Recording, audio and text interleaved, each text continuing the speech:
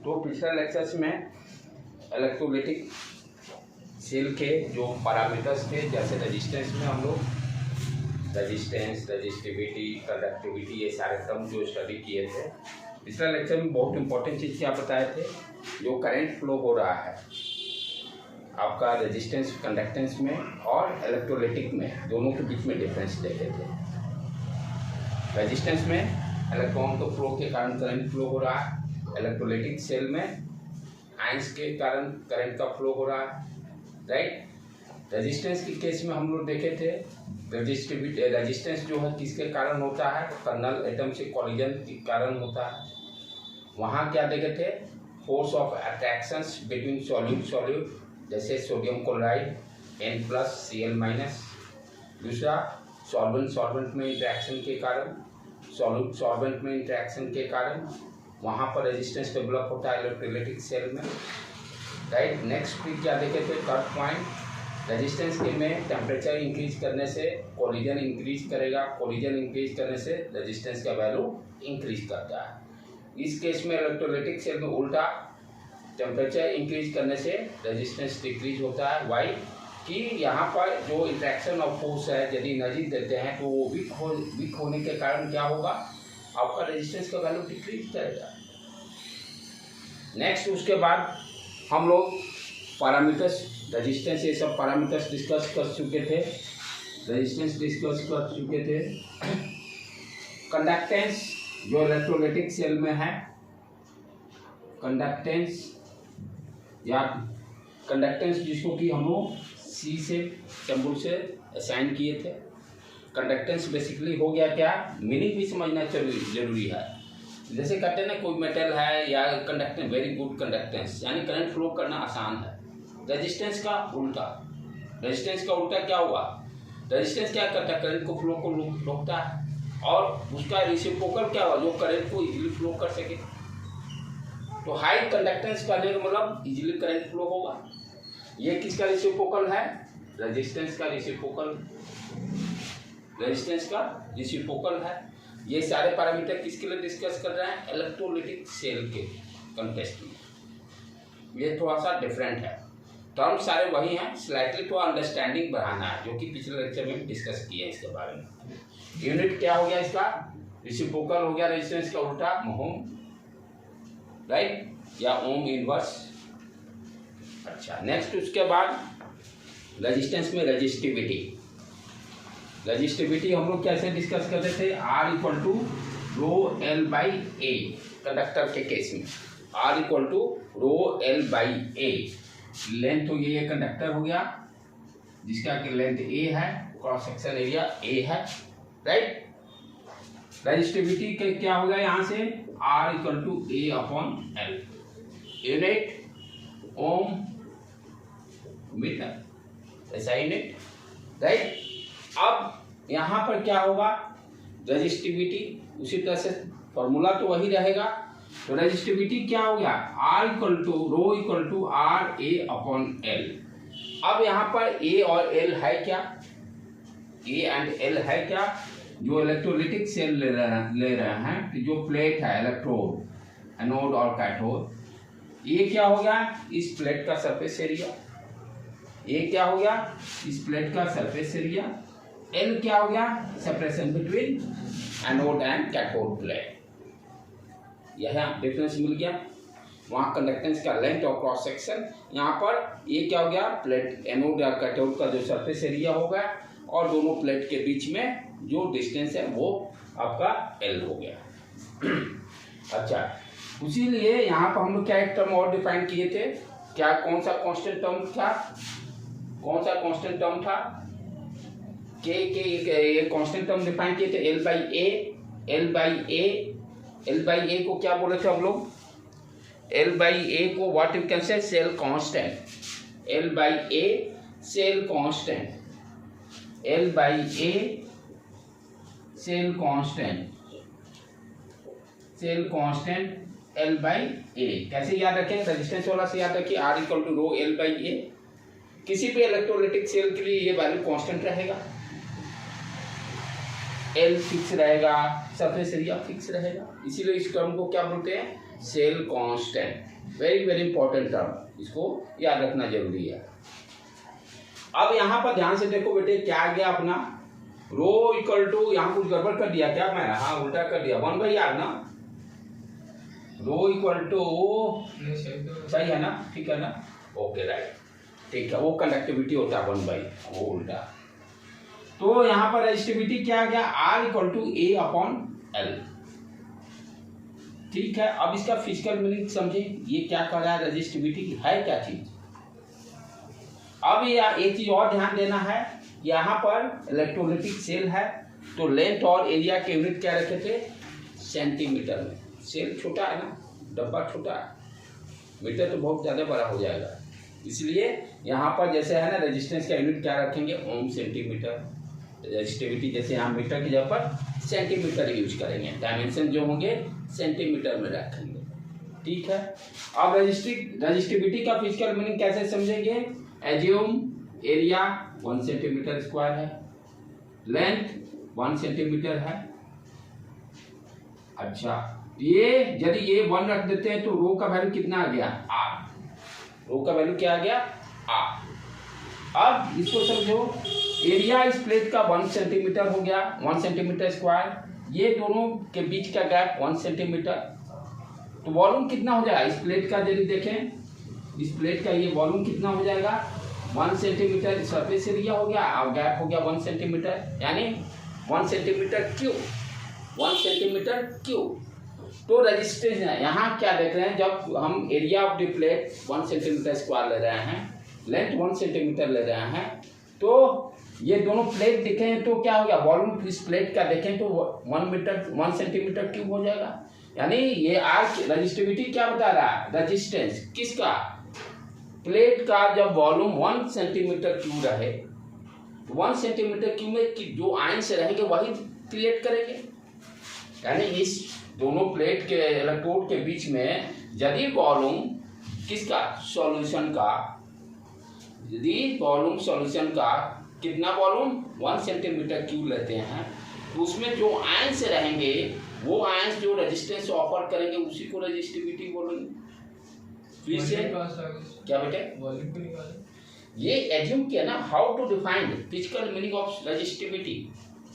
यदि ये दोनों 1 रखते हैं, ये cross section area 1 centimetre square और लेंथ L रहते हैं, तो क्या रो का वैल्यू क्या आ गया, R।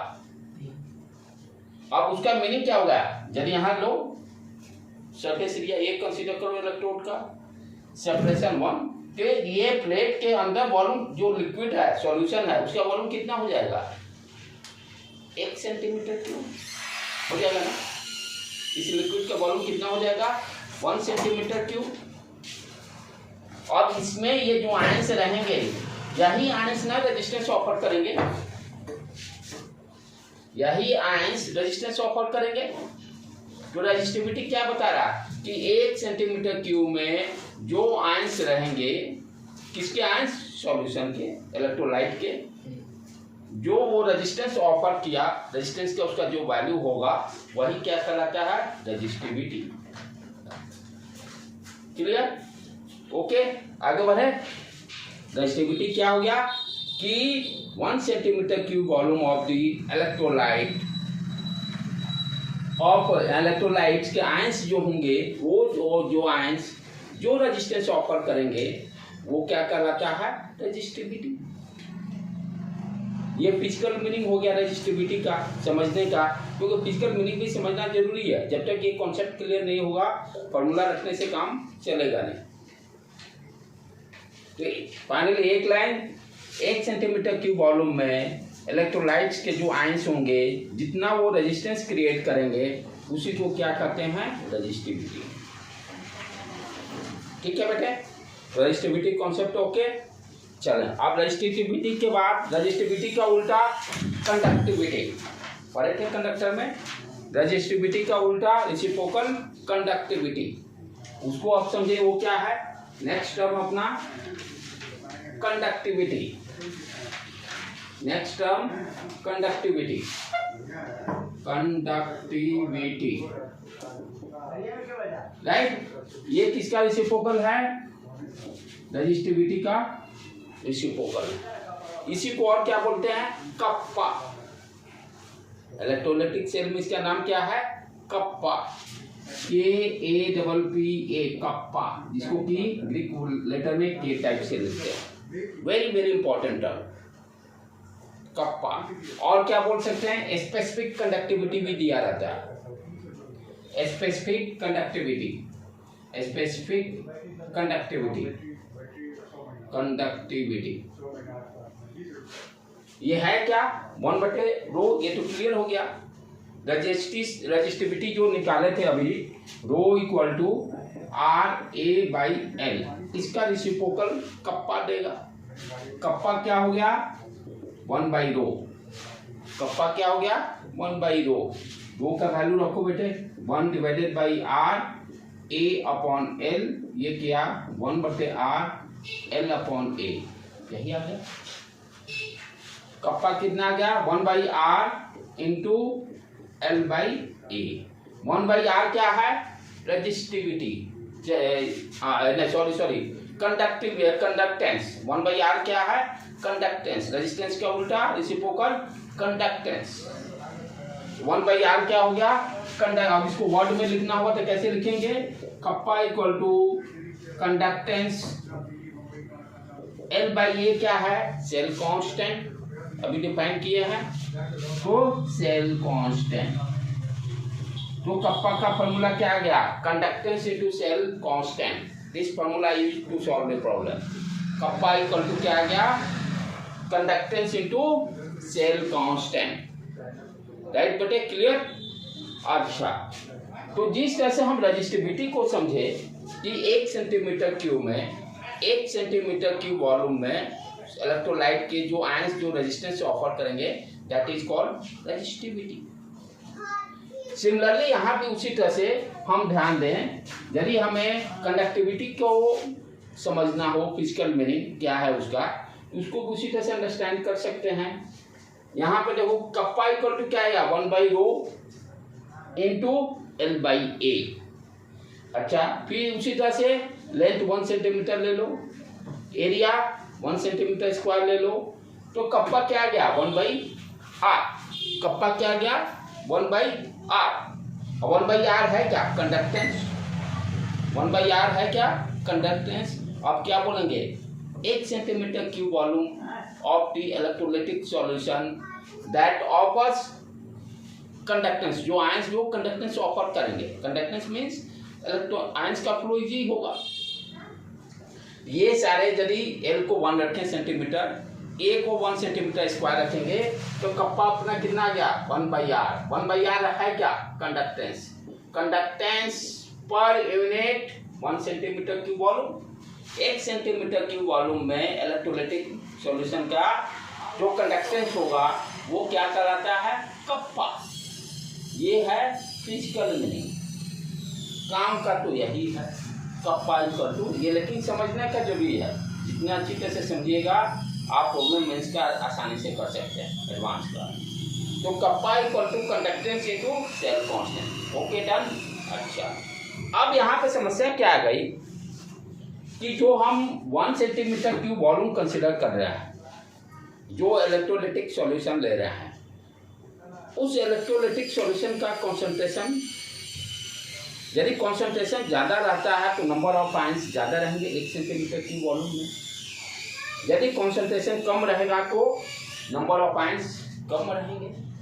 अभी तक ये कप्पा हो या रजिस्टिविटी हो, कहीं भी कंसंट्रेशन की बात नहीं की जा रही है। क्या किया जा रहा? 1 सेंटीमीटर वॉल्यूम ओनली। अब यदि आपसे कोई पूछ दे कि 1 सेंटीमीटर क्यूब वॉल्यूम में सोडियम क्लोराइड यदि लेते हैं, उसका रेजिस्टिविटी क्या होगा, कंडक्टिविटी क्या होगा, तो कोई बच्चा बोल सकता है 5 भी बोल दिया, 15 भी बोल सकता है, 25 भी, 100, 1000 कुछ भी बोल सकता है, क्योंकि कॉन्सेंट्रेशन तो डिफाइंड ही नहीं हुआ। तो जब तक कॉन्सेंट्रेशन नहीं, इट मीन्स ये जो आपका कप्पा हो या रेजिस्टिविटी हो, किस पर डिपेंड करेगा? कॉन्सेंट्रेशन पे भी डिपेंड करेगा। अंडरस्टूड? इस कॉन्सेंट्रेशन को जो हम लोग कंडक्टिविटी कप्पा जो डिफाइन करें, इसको और थोड़ा सा मॉडिफाई करना पड़ेगा। क्योंकि यहाँ ठीक है, ये आया kappa equal to conductance into cell constant, लेकिन ये कप्पा का वैल्यू कंसंट्रेशन पे भी डिपेंड करेगा। कंसंट्रेटेड इलेक्ट्रोलाइटिक सॉल्यूशन लेंगे तो उसका कप्पा ज़्यादा होगा, डाइल्यूट लेंगे उसका कम होगा। Concentration means number of moles per unit volume, यानी मोलारिटी की बात करेंगे। कंसंट्रेशन किससे डिफाइन करते हैं? मोलारिटी से, नॉर्मलिटी से, ये सारे टर्म हम लोग पढ़ चुके हैं, राइट। ये मोलारिटी था, मोलारिटी आप पर केजी वाला कौन सा था बेटे? Number of moles per unit पर केजी, उसको क्या बोलते थे? क्या? Number of moles per unit 1 kg, 1 kg में कितना नंबर ऑफ मोल्स? हाँ, मोलालिटी, ठीक है। यानी कंसंट्रेशन टर्म्स को हम लोग 11th में डिफरेंट वे से फाइंड आउट। मोलालिटी था, फिर से उसके बाद आपका नॉर्मलिटी था, ये सारे टर्म्स से। तो जब कंसंट्रेशन की बात हो रही है, क्यों जरूरत पड़ रही है कंसंट्रेशन? क्लियर मैप हो रहा है, क्योंकि कप्पा का वैल्यू क्या है? ठीक है, 1 सेंटीमीटर क्यूब में जो आयंस कंडक्टेंस ऑफर करेगा, तो नंबर ऑफ आयंस किस पर डिपेंड करेगा? कंसंट्रेशन पर। सर वाटर कंडक्टेंस ऑफर करेगा। वाटर क्या? वाटर का शायद 1 कुछ रहता है, ऑफर करेगा, ऑलमोस्ट 0 उसको मानते हैं। बैड कंडक्टर है ना, pure water 1 litre concentrated solution, हाँ, और 1 लीटर डाइल्यूटेड सॉल्यूशन। कौन? 1 लीटर कंसंट्रेटेड हाँ, 1 लीटर डाइल्यूटेड। तो कंसंट्रेशन वाला का कप्पा ज्यादा होगा, क्योंकि नंबर ऑफ आयंस ज्यादा होंगे। डाइल्यूटेड वाले में तो आयंस उतने ही, नंबर ऑफ आयंस कम रहेंगे ना। कंसंट्रेशन का मतलब क्या होता है? H2O में तो रहेगा। कोई भी रहे, कोई भी कंसंट्रेशन का मतलब समझना जरूरी है। कंसंट्रेशन का मतलब क्या होता है? Number of moles per unit volume, molarity के टर्म। यहाँ हम वॉल्यूम की ही बात कर रहे हैं, इसलिए मोलारिटी ही ज़्यादा यूज होगा, या नॉर्मलिटी भी यूज कर सकते हैं। तो कंसंट्रेशन यदि आप ऐसे भी लॉजिकली भी सोचा जाए, कंसंट्रेशन, हाई कंसंट्रेशन का मतलब क्या होता है? जैसे आपको शरबत पीना है मीठा, ज़्यादा चीनी डाले, सॉल्यूट ज़्यादा डाले, हाईली कॉन्सेंट्रेटेड, सॉल्यूट का अमाउंट ज़्यादा, सॉल्वेंट का अमाउंट कम, तो सॉल्यूट यानी शुगर का पार्टिकल्स ज़्यादा रहेंगे, तो पार्टिकल्स ज़्यादा होंगे तो कप्पा ज़्यादा, क्योंकि वही आयंस ना कंडक्टेंस ऑफर कर रहा है, और रेजिस्टिविटी में क्या करें? वही आयंस रेजिस्टेंस ऑफर कर रहा है। आयंस जितने ज़्यादा उतने ज़्यादा रेजिस्टेंस, आयंस जितना ज़्यादा उतने कंडक्टेंस ज़्यादा। इट मीन्स ये जो टर्म हम लोग पढ़े यहाँ पर कप्पा, इसको मॉडिफाई करना पड़ेगा, इसमें कंसंट्रेशन को लेकर आना पड़ेगा, तभी हम इसका वैल्यू सही बता सकते हैं कप्पा। तो कंसंट्रेशन बताने यहाँ पर हम क्या देख रहे हैं? 1 centimetre cube volume of the electrolytic solution ले रहे हैं, यही ले रहे हैं ना। तो वॉल्यूम की बात हो गई तो टर्म क्या आएगा? मोलारिटी। मोलारिटी में क्या हम करते हैं? Number of moles per unit volume. तो कंसंट्रेशन टर्म लेके आना है तो यही मोलारिटी लेके आएंगे हम लोग। तो यही जो कंडक्टिविटी टर्म जो डिफाइन किया, अब क्या नेक्स्ट टर्म डिफाइन करेंगे? Molar conductivity. मोलारिटी से मोलर कंडक्टिविटी। तो नेक्स्ट टॉपिक इसमें अपना क्या रहेगा? Parameter molar conductivity. क्यों यूज कर रहे हैं ये भी कॉन्सेप्ट क्लियर हो गया भाई। कंसंट्रेशन नहीं फिक्स करेंगे तो कप्पा हम बता ही नहीं सकते। Kappa directly proportional to the concentration of the electrolytic solution, ठीक है। तो नेक्स्ट टर्म अपना क्या हो गया? Molar conductivity. Molar conductivity, molar conductivity, molar conductivity, जिसको कि लैम्डा एम से हम लोग सैंपल लेते हैं इसका। मोलर कंडक्टिविटी इसको समझना बहुत जरूरी है, बुक्स में नहीं समझ में आएगा। एनसीईआरटी में जो दिया हुआ है वेरी टफ टू अंडरस्टैंड। ये पेज नंबर, हाँ ये पेज नंबर कितना आ गया अपना? 79।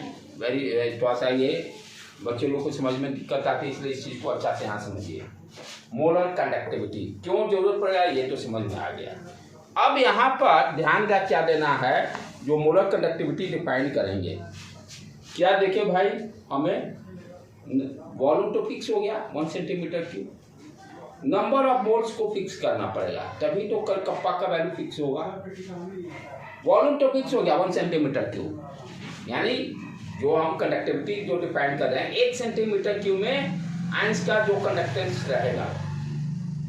अब क्या है, नंबर ऑफ आयंस फिक्स करना है।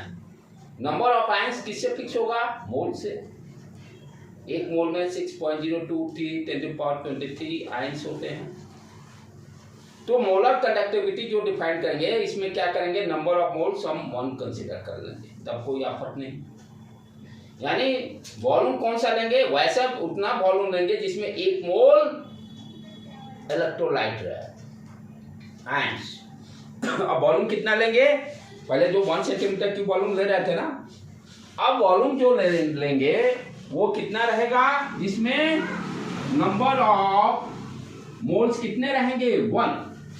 जो ये सॉल्यूशन जो अपना है, ये प्लेट इलेक्ट्रोलाइट हो गया, ये हो गया, ये जो वॉल्यूम कंसीडर करेंगे मोलर कंडक्टिविटी के लिए, उसमें क्या किया मैंने, नंबर ऑफ मोल्स 1 फिक्स कर दिया। तो यहां से जो वॉल्यूम लेंगे वो कौन सा वॉल्यूम, जिसमें नंबर ऑफ आयंस कितने होंगे, 1 मोल। क्या कर रहे हैं, अब वॉल्यूम कौन सा ले रहे हैं हम लोग कि जिसमें इलेक्ट्रोलाइटिक सॉल्यूशन का, ये इलेक्ट्रोलाइटिक सॉल्यूशन का वॉल्यूम वो कौन सा कंसीडर करेंगे, जिसमें नंबर ऑफ मोल्स यानी नंबर ऑफ आयंस कितने होंगे, 1 मोल। नंबर ऑफ आयंस कितने होंगे, 1 मोल। पहले क्या देखे थे, एरिया 1 सेंटीमीटर स्क्वायर ले लिए, लेंथ L ले लिए सेंटीमीटर, यानी 1 सेंटीमीटर क्यूब की बात करते थे। 1 सेंटीमीटर क्यूब में कितना कंडक्टिविटी है आयंस का, राइट। अब करना क्या है, हमें कंसंट्रेशन को फिक्स करना है। अब क्या देखेंगे कि 1 मोल आयंस कितने वॉल्यूम में है, 2 सेंटीमीटर में है कि 5 सेंटीमीटर में है कि 10 सेंटीमीटर में है कि सेंटीमीटर क्यूब। पहले 1 सेंटीमीटर में कप्पा कितना है, 1 सेंटीमीटर क्यूब में मान लेते हैं कप्पा के कोई वैल्यू हो गया, इसका मान लो जो भी वैल्यू आ गया 50 आ गया। अब क्या है, 1 मोल मान लो 5 सेंटीमीटर क्यूब में एक्वायर कर रहा है, 1 मोल आयंस 5 सेंटीमीटर क्यूब वॉल्यूम ले रहा है, तो कप्पा कितना हो जाएगा, 5 × K। 20 आ गया मान लो वॉल्यूम 1 मोल का, तो 20 × K। 100 आ गया, 100 × K, क्योंकि ये किसके लिए डिफाइंड है, 1 सेंटीमीटर क्यूब वॉल्यूम के लिए कप्पा डिफाइंड है।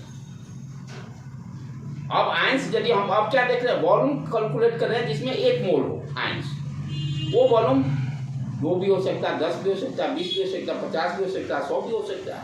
जितना होगा वो उस टर्म से K को मल्टीप्लाई कर देंगे, कप्पा को मल्टीप्लाई कर देंगे, तब अपना क्या बना, मोलर कंडक्टिविटी कैसे निकाल रहे हैं, लैम्डा m क्या कर रहे हैं, कंडक्टिविटी ये कप्पा इनटू वॉल्यूम कौन सा ले रहे हैं, जिसमें 1 मोल ऑफ द इलेक्ट्रोलाइट होगा। वॉल्यूम का यूनिट क्या होगा, सेंटीमीटर क्यूब। वॉल्यूम का यूनिट क्या होगा, और सेंटीमीटर क्यूब, और इस वॉल्यूम में नंबर ऑफ आयंस कितने होंगे, 1 मोल। नंबर ऑफ आयंस कितने होंगे, 1 मोल। ये पॉइंट समझना जरूरी है, यहाँ नहीं बुक में भी समझाया नहीं ठीक से। क्या कर रहे हैं, कप्पा मोलर कंडक्टिविटी जो कैलकुलेट किए, मुझे 1 सेंटीमीटर क्यूब का कप्पा मालूम है, K है। अब क्या कर रहे हैं, नंबर ऑफ मोल्स फिक्स कर दिए, 1 मोल लिया मैंने, नंबर ऑफ आयंस फिक्स किया, 1 मोल में देखेंगे अब कितना इलेक्ट्रोलाइटिक का वॉल्यूम है, V। जो वॉल्यूम आएगा उसको क्या करेंगे, एक पेन का दाम 10 रुपया, तो 5 पेन का काम 10 × 5। सेम वही 1 सेंटीमीटर क्यूब वॉल्यूम का कंडक्टिविटी K है, 5 सेंटीमीटर क्यूब का 5 × K। तो वही काम यहाँ किए, molar conductivity kappa into volume centimetre cube में लेंगे, जिस वॉल्यूम में जिसमें नंबर ऑफ मोल्स 1 होंगे आयंस के, इलेक्ट्रोलाइटिक आयंस का नंबर कितने आयंस होंगे, 1 मोल्स, वो वॉल्यूम कंसीडर करना है। ठीक है, क्लियर है कॉन्सेप्ट इस लाइन पर। चलो आगे बढ़ेंगे।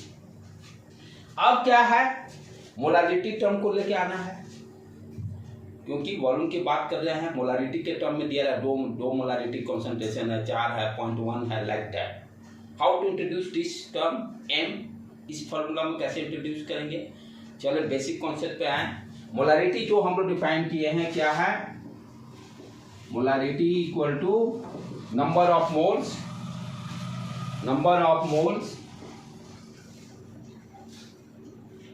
Of solute divided by volume in litre, number of moles of solute divided by volume in litre. अब लेकिन यहाँ यूनिट बदलना पड़ेगा। वॉल्यूम जो है लीटर में है, हमें चाहिए दिया हुआ क्या है? Centimetre cube. दिया हुआ क्या है? Centimetre cube. अंडरस्टूड बेटे? तो यहाँ पर यूनिट इसको सेंटीमीटर क्यूब में लेके जाना होगा वॉल्यूम को। देखो ये ध्यान से समझने का है, आप ये कन्वर्सन को थोड़ा सा आप लोग समझ लीजिएगा अच्छी तरह से। कहीं डाउट हो फिर से पूछिए। अब 1 सेंटीमीटर क्यूब जो वॉल्यूम कंसिडर किए, यानी सरफेस एरिया 1 सेंटीमीटर स्क्वायर लिए थे, लेंथ बिटवीन प्लेट 1 सेंटीमीटर लिए थे, तो वॉल्यूम कितना आया था? 1 सेंटीमीटर क्यूब। ये वॉल्यूम किस यूनिट में है? सेंटीमीटर।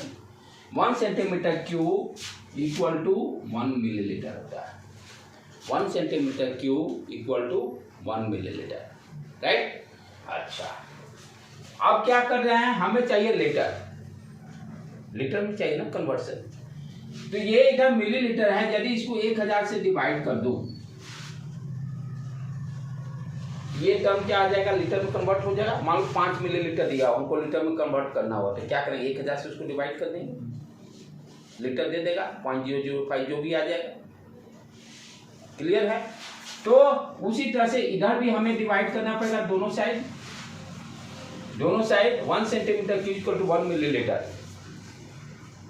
अब इसको क्या है? लीटर में लेके आना है, क्योंकि लीटर दिया हुआ है, number of moles per divided by volume in litre. तो 1 मिलीलीटर को लीटर में कन्वर्ट करना है तो 1000 से मुझे डिवाइड करना पड़ेगा। यदि राइट हैंड साइड 1000 डिवाइड किए तो लेफ्ट भी डिवाइड करना पड़ेगा। और ये वॉल्यूम क्या है? ऊपर वाला मान लेते हैं वॉल्यूम इन सेंटीमीटर क्यूब। ये क्या हो गया? 1000। इधर क्या हो गया? Volume in litre 1 millilitre. अब जो भी वॉल्यूम दिया रहेगा तो v से मल्टीप्लाई कर दीजिए इसको। तो राइट हैंड साइड में क्या दिया? Volume in litre.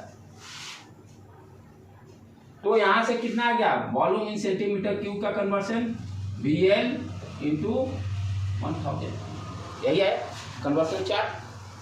फिर से देख लो, 1 सेंटीमीटर क्यूब में बराबर 1 मिलीलीटर। अच्छा, अब इसको लीटर में लेके आना है। 1000 से बोथ साइड डिवाइड मार दिए, ये लीटर में आ गया। 1 मिली भी यदि वॉल्यूम रहता है तो 20 लीटर हो जाता है मिली। और इधर भी 1000 से दिए तो 20 centimetre equal to 20 litre into 1000। अब इस कन्वर्सन चार्ट को यहाँ यूज कर लेते हैं, ठीक है? अच्छा, अब यहाँ देखो ये वॉल्यूम क्या है? लीटर में है, VL। इस VL इक्वल टू हम लिख सकते हैं नंबर ऑफ मोल्स 1 तो फिक्स कर दिए हैं, क्योंकि वॉल्यूम कौन सा ले रहे हैं? जिसमें नंबर ऑफ आयंस कितने हो? 1 मोल। तो नंबर ऑफ मोल्स कितना हो गया? 1 डिवाइडेड बाई m से इसको इंडिकेट करते हैं। ये नीचे आ गया m, कोई दिक्कत? यहाँ VL को इधर लेके आया, मोलारिटी को नीचे लेके आ गया, वहां पर उसको रख देते हैं VL के जगह पर। तो VL इक्वल टू क्या हो गया? 1/m into 1000। बहुत एनसीईआरटी में इतिहास खेल दिए हुए ये चीज कन्वर्सन। देख के जल्दी समझे में नहीं आया क्या किया, राइट? तो इसको बहुत मैं सिंप्लीफाइड फॉर्म में आपको लेके आ रहा हूँ। तो ये क्या हो गया? समझ में आ गया? 20 सेंटीमीटर क्यूब जो होगा इक्वल टू 1/m इंटू 1000। अब यहाँ देखो मोलर कंडक्टिविटी क्या है? Kappa into volume. इसको रख दे, काम खत्म। कप्पा इंटू वॉल्यूम रख दे, इसको मिटा देते हैं हम। तो मोलर कंडक्टिविटी का फॉर्मूला क्या आ गया अपना? m कप्पा इंटू वॉल्यूम कितना आ गया? 1000 डिवाइडेड बाई m। यही फॉर्मूला आ गया molar conductivity. Very very important बच्चे रट लेते हैं कि kappa equal to molar conductivity equal to kappa into 1000। ये 1000 ये बच्चे नहीं समझ में आते हैं कैसे आया। ठीक है, यूनिट क्या होगा, यूनिट को देख लो, यूनिट इज ऑल्सो इम्पॉर्टेंट। ठीक है, कप्पा का यूनिट क्या होगा, कप्पा इक्वल टू क्या है, ध्यान से देखो, कप्पा है conductivity, sorry conductance into cell constant, cell constant. Conductance क्या हो गया 1/r, cell constant L by A। Centimetre में लेंगे क्या हो गया 1/r को हम लिख सकते हैं मोहम, ये कट के नीचे मीटर या metre inverse, mho metre inverse kappa का यूनिट आ गया। अब यहाँ पे इसको रखो, पुट करो, ये क्या है कप्पा इक्वल टू मोहम, अच्छा ये सेंटीमीटर लेंगे नॉट, क्योंकि आप सेंटीमीटर की बातें कर रहे हैं, डायमेंशन स्मॉल लेना है, तो मोहम सेंटीमीटर इनवर्स, ये 1000 डिवाइडेड बाय मोलारिटी, मोलारिटी क्या हो गया number of moles divided bye, अब सब कन्वर्सन कर दिए तो वॉल्यूम किस में ले रहे हैं सेंटीमीटर क्यूब में, नॉट लीटर, राइट, इसीलिए 1000 मल्टीप्लाई किया हुआ। अब नीचे जो मोलारिटी लिखेंगे नंबर ऑफ मोल्स तो फिक्स हो गया। ठीक है, तो मोलारिटी का यूनिट क्या हो गया आपका, कि अब ये किस यूनिट में रहेगा, centimetre cube, concentration centimetre cube में रहेगा, राइट। तो ये यूनिट क्या हो जाएगा, मोलारिटी का number of moles per unit volume centimetre cube, यही रहेगा। चलो इसको ये यानी इसको ऊपर सेंटीमीटर, इसको सेंटीमीटर क्यूब ही लिख देते हैं, यूनिट सारा लिख रहे हैं तो ये ऊपर चला गया, क्या आ गया यूनिट, ये कांस्टेंट, तब इसका तो कोई जरूरत नहीं, मोहम सेंटीमीटर इनवर्स, अच्छा ये मल्टीप्लाई में चला जाएगा, ऊपर जाएगा सेंटीमीटर क्यूब, मल्टीप्लाई में गया, अच्छा मोल नीचे में है न्यूमरेटर में है तो मोल इनवर्स, मोल इनवर्स। अब ये फाइनल क्या हो गया यूनिट मोहम, ये एक पावर कम हो गया सेंटीमीटर स्क्वायर, मोल इनवर्स, मोहम को हम सीमेंस भी बोलते हैं, बताया था कल, एस से इंडिकेट करते हैं, मोहम को सीमेंस भी बोलते हैं। तो जैसे बुक में एनसीईआरटी में दिया हुआ siemens centimetre square mole inverse, important for NEET exam, unit आपसे पूछ देगा मोलर कंडक्टिविटी का, सीमेंस। अब ये दिया हुआ है, बच्चे कंफ्यूज होते आया कहाँ से, राइट बेटे। तो इस तरह से हमने क्या देखा कि मोलर कंडक्टिविटी का फॉर्मूला क्या आ गया, kappa into 1000 divided bye molarity. अब मोलारिटी में वॉल्यूम जो ले रहे हैं पर centimetre cube, number of moles per centimetre cube, clear हो गया कॉन्सेप्ट मोलर कंडक्टिविटी का। उसके बाद एक और टर्म आएगा कि मोलर, अब क्योंकि कंसंट्रेशन की बात कर रहे हैं, कंसंट्रेशन हम नॉर्मलिटी से भी निकाल सकते हैं। अब नेक्स्ट टर्म इसी में जो दिया है, फिर मोलर कंडक्टिविटी के बाद ग्राम, हाँ ग्राम इक्विवेलेंट, बात एक ही चीज है, मोलर की जगह पर ग्राम इक्विवेलेंट यूज कर लिया। नॉर्मलिटी में हम लोग निकालते हैं normality equal to number of moles की जगह क्या लिखते हैं, gram equivalent per unit volume in litre, यही निकालते थे ना, ग्राम इक्विवेलेंट याद आ रहा है 11th वाला कुछ। अब मोलर की जगह पर हम लोग क्या यूज कर रहे हैं, ग्राम इक्विवेलेंट। ग्राम इक्विवेलेंट कैसे निकालते थे, how to find out gram equivalent, moles divided by X, X जो होता था वैलेंसी लेते थे, जैसे आयंस हैं, यदि आपको सॉल्ट रहता था तो कैटायन की जो चार्जेज होंगे, एसिड होगा तो उसकी acidity number of H ion कितने होंगे, बेस होगा तो एच आयन कितने होंगे, उससे निकाले थे 11th में, राइट। अब क्या नेक्स्ट क्या है, चीज तो वही है, सिर्फ थोड़ा सा चेंज कर दिए, मोलारिटी के जगह ग्राम इक्विवेलेंट कर दिए। मोलारिटी की जगह हम लोग क्या कर दिए, फॉर्मूला अब उसमें ज़्यादा समझने में मेहनत नहीं आएगी, इक्विवेलेंट या ग्राम इक्विवेलेंट भी यूज होता है, इक्विवेलेंट कंडक्टिविटी, इक्विवेलेंट कंडक्टिविटी ई भी असाइन कर सकते हैं। ठीक है, सारा चीज अब कॉन्सेप्ट क्लियर है। कप्पा यहाँ पर क्या हो जाएगा, ग्राम इक्विवेलेंट का कप, ये इसको लेफ्ट हैंड साइड में लिखें, equivalent conductance, equivalent conductance equal to कितना हो गया, kappa into volume in centimetre cube, volume kappa into volume. और वॉल्यूम कौन सा लेंगे, इसमें कितने होंगे, 1 ग्राम इक्विवेलेंट आयंस होंगे। पिछले बार में जैसे 1 मोल कंसीडर किए थे, यहाँ पे कितना होगा, 1 ग्राम इक्विवेलेंट। यहाँ पर कितने होंगे ions, 1 gram equivalent, 1 gram equivalent centimetre की यूनिट में। यहाँ कॉन्सेंट्रेशन फिक्स कर दिए 1 ग्राम इक्विवेलेंट। ग्राम इक्विवेलेंट कैसे हम लोग निकालते थे, gram equivalent molecular weight and number of moles divided bye x, यही करते थे ना, number of moles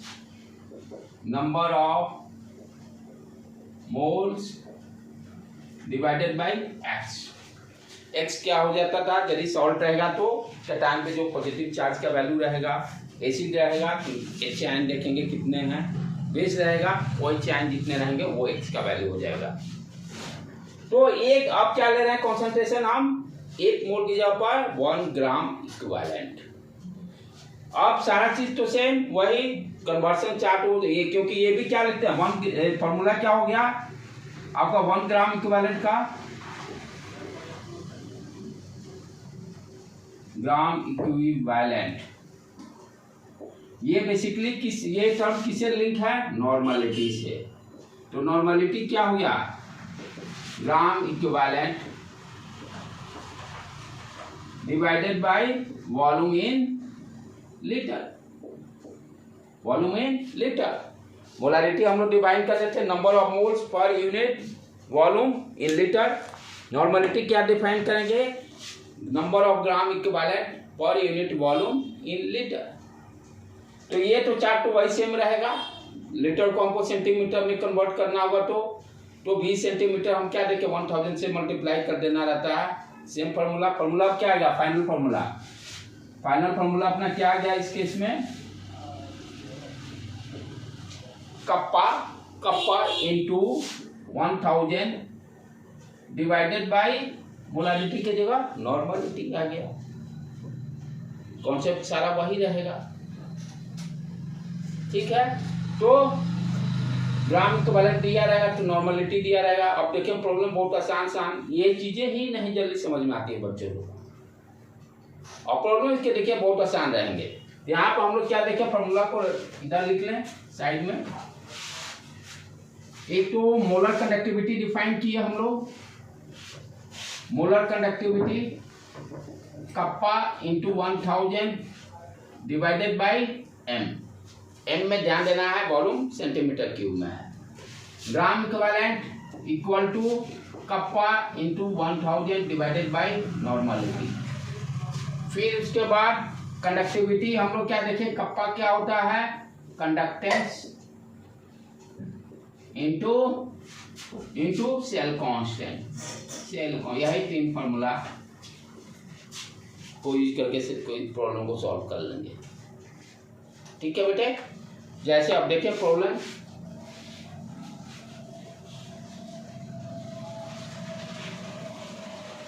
for 0.01 normality, for 0.01 normality, sodium chloride solution,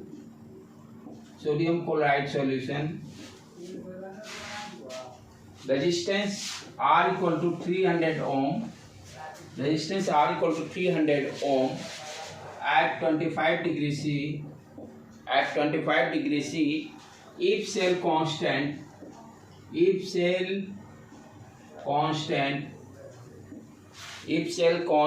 is unity,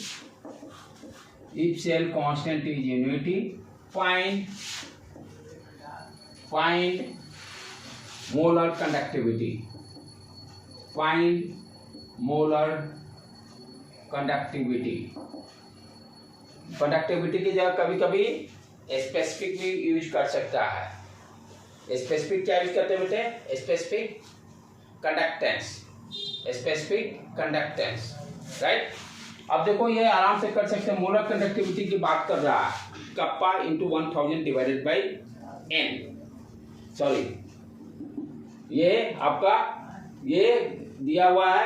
अच्छा, मोलर कंडक्टिविटी की बात कर रहा है तो सोडियम क्लोराइड है, नहीं ये ग्राम इक्विवेलेंट वाला है, not molar conductivity, gram equivalent. Gram, find the equivalent conductivity, equivalent conductivity.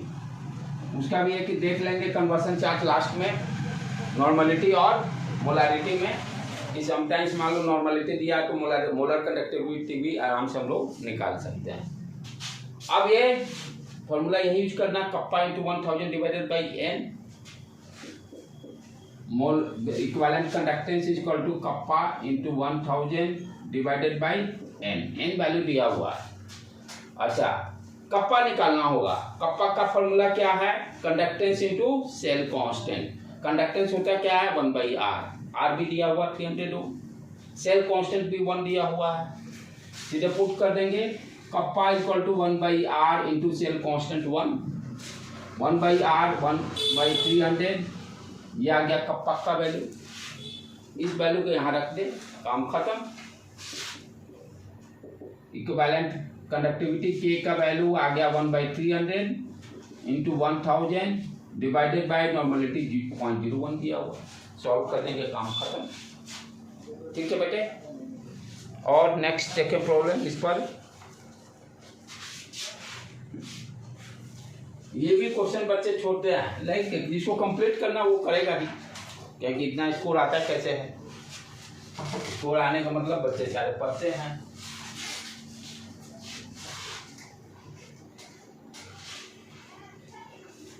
Next problem, for a देसी नॉर्मल, देसी नॉर्मल करने मतलब n/10 हो जाएगा नॉर्मलिटी। देसी नॉर्मल करने का मतलब देसी में आ गया ना, तो 0.1 n। देसी नॉर्मल वर्ड यूज करने का मतलब what you understand? 0.1 n decimetre, right. तो देसी होता 0.1। तो देसी नॉर्मल सॉल्यूशन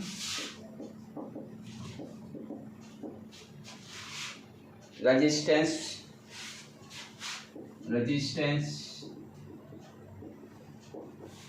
देसी normal solution resistance of electrolyte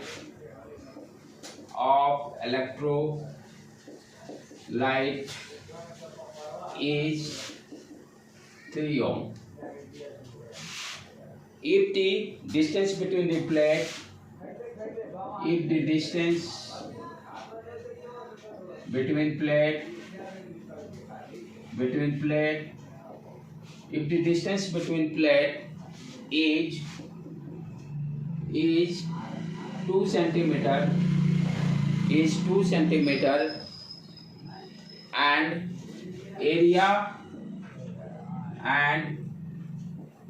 area of the plate, electrode is 6 centimeter square.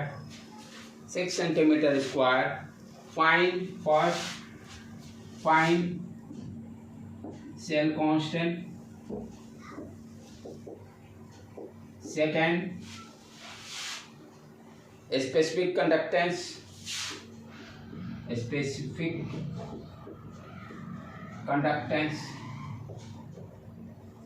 Third,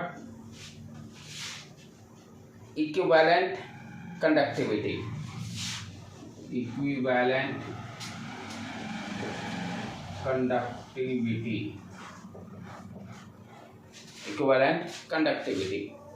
ठीक है बेटे। तो क्या क्या दिया हुआ है? कॉन्सेंट्रेशन दिया हुआ है, कितना है? 0.1 n। सॉल्यूशन का रेजिस्टेंस, इलेक्ट्रोलाइट का रेजिस्टेंस भी दिया हुआ 3 ओम। और क्या दिया, डिस्टेंस दिया हुआ है L 2 सेंटीमीटर, एरिया भी दिया हुआ है 6 सेंटीमीटर स्क्वायर। सेल कांस्टेंट क्या होगा, L/A। आराम से निकल गया पहला question. Cell constant L/A value रख देते हैं। L का दिया हुआ है 2 / 6 1/3, राइट। यूनिट क्या हो गया, सेंटीमीटर इनवर्स। यूनिट क्या हो जाएगा, देखो L लेंथ सेंटीमीटर, ये centimetre square, centimetre inverse. Specific conductance का मतलब कप्पा। स्पेसिफिक कंडक्टेंस का मतलब kappa. Kappa equal to conductance into cell constant. Conductance क्या होता है, 1/r। r का वैल्यू दिया हुआ है 1/r, तो 1/3। सेल कांस्टेंट 1/3 आया है 1/9।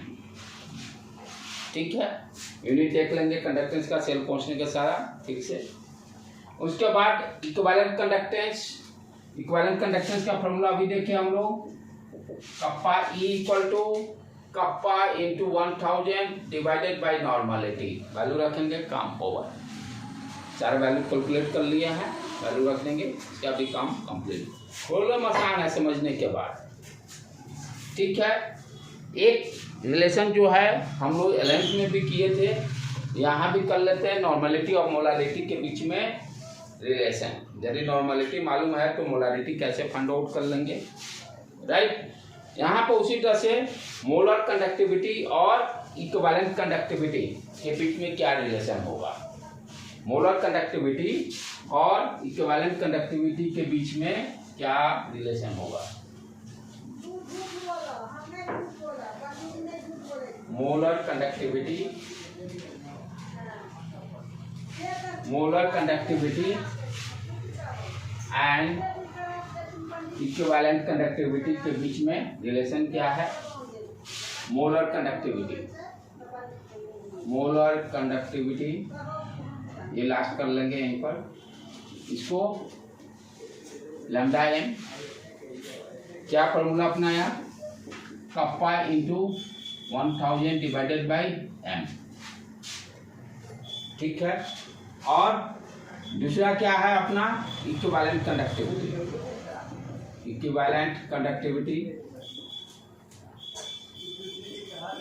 Conductivity lambda E kappa into 1000 divided by n। दोनों को यदि डिवाइड कर देते हैं तो जो उड़ गया पहले उड़ा दो उसको। दोनों के बीच में रिलेशन देखने हैं, तो कप्पा उड़ा 1000 उड़ा, ऊपर नॉर्मलिटी आ गया, नीचे मोलारिटी आ गया। ऊपर नॉर्मलिटी और मोलारिटी, और नॉर्मलिटी मोलारिटी का फॉर्मूला रख देंगे। नॉर्मलिटी का फॉर्मूला क्या है, number of gram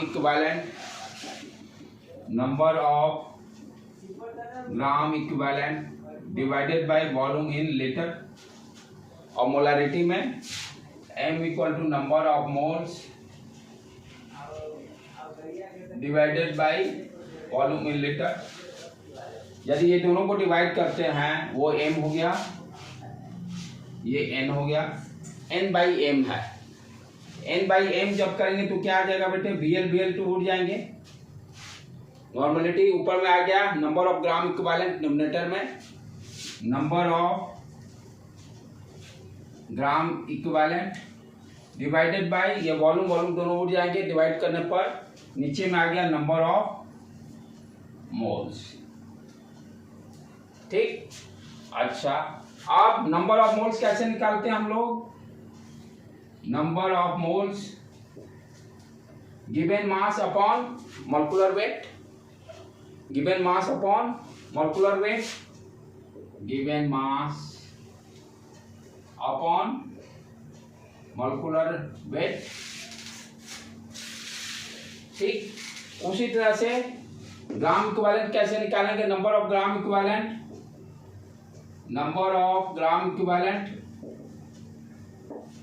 equal to number of moles divided by X करते हैं, नंबर ऑफ मोल्स तो वही उसी तरह से, तो ना यानी ये कहा जाए तो number of moles divided by x. अब वहां भी यहाँ वैल्यू अब रख दें, ये नीचे तो नंबर ऑफ मोल्स है ही, क्या है अब उसको एक्सपेंशन करेंगे तो नंबर ऑफ ग्राम इक्विवेलेंट ऊपर रख देते हैं, नंबर ऑफ मोल्स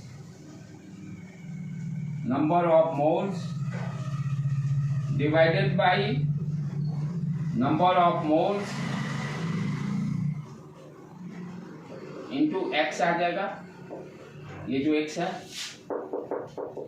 ठीक है। ये नंबर ऑफ मोल्स उड़ गया, क्या गया 1/x। तो एक बार देख लेना बेटा कैलकुलेशन, ठीक है ना। मोलारिटी, हाँ, कंडक्टिविटी,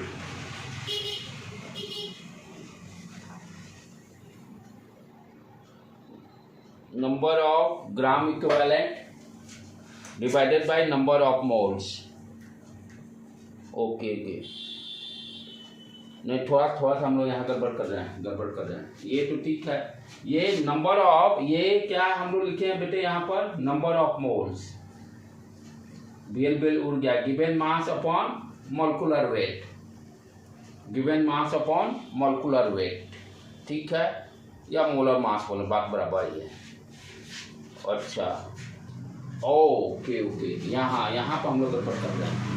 ये नंबर ऑफ मोल, ये क्या है, नंबर ऑफ ग्राम इक्विवेलेंट, ये यहाँ पर नंबर ऑफ ग्राम इक्विवेलेंट, ये नंबर ऑफ ग्राम इक्विवेलेंट जो है, ये क्या है, कैसे कैलकुलेट करते हैं हम लोग, given mass upon equivalent mass, जो मॉलिक्यूलर वेट नहीं करेंगे ना।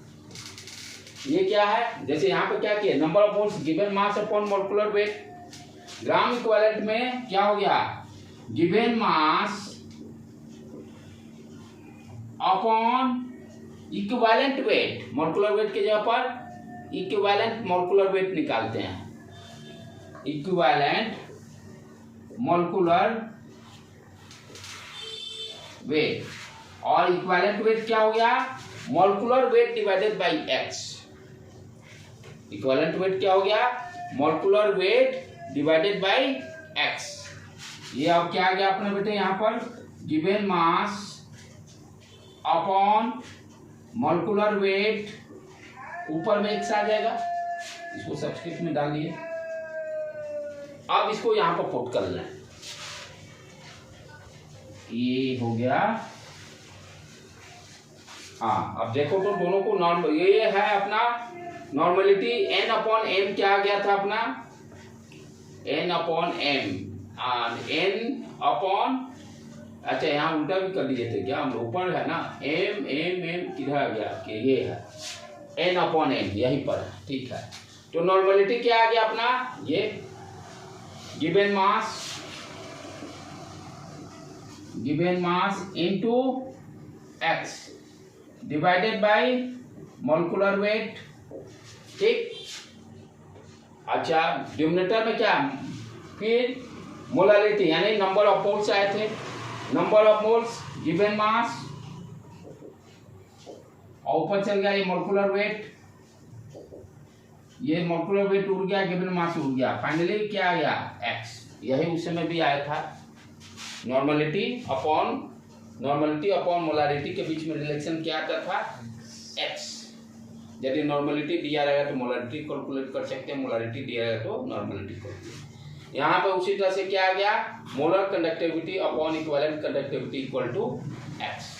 एक्स क्या हो गया, यदि सॉल्ट रहेगा तो कैटायन पे जो पॉजिटिव चार्ज रहेगा +1 रहेगा तो +1 लेंगे, +2 रहेगा +2 लेंगे। सर इससे तो कैसे कर लेते हैं, नॉर्मलिटी का फॉर्मूला होता है मोलारिटी इनटू n फैक्टर, तो मोलारिटी तो वही आया ना, n आया कैसे वो, हां वही n, वही तो n लाया है, वही तो n लाया है, जो n तुम डायरेक्ट बोल रहे हो, वही n डायरेक्ट फॉर्मूला बन गया।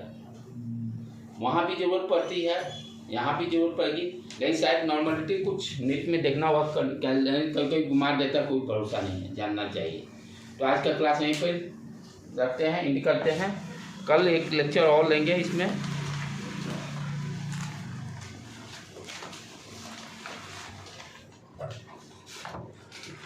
तब फिजिकल ऑलमोस्ट इसका भी कंप्लीट ही अपना हो जाएगा 12th का।